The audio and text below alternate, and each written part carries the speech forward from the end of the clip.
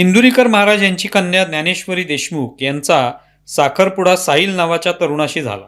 तो तरुणही बांधकाम व्यावसायिक आहे. आता आपल्या मुलीचा साखरपुडा कसा करायचा, तिथे किती खर्च करायचा, किती पाहुण्यांना आमंत्रित करायचं, किती दागिने घालायचे हे ठरवण्याचा अधिकार इंदुरीकर महाराजांव्यतिरिक्त आणखी कुणालाही नाही.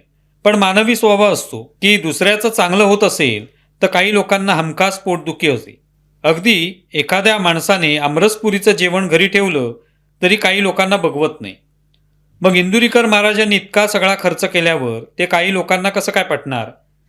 किती दागिने, रथावरून मिरवणूक, अनेक आमंत्रणं हे इंदुरीकर महाराजांना कसं काय शक्य झालं? अशा अनेक प्रश्नांची भूतं पोटदुख्यांच्या डोक्यात नाचू लागली.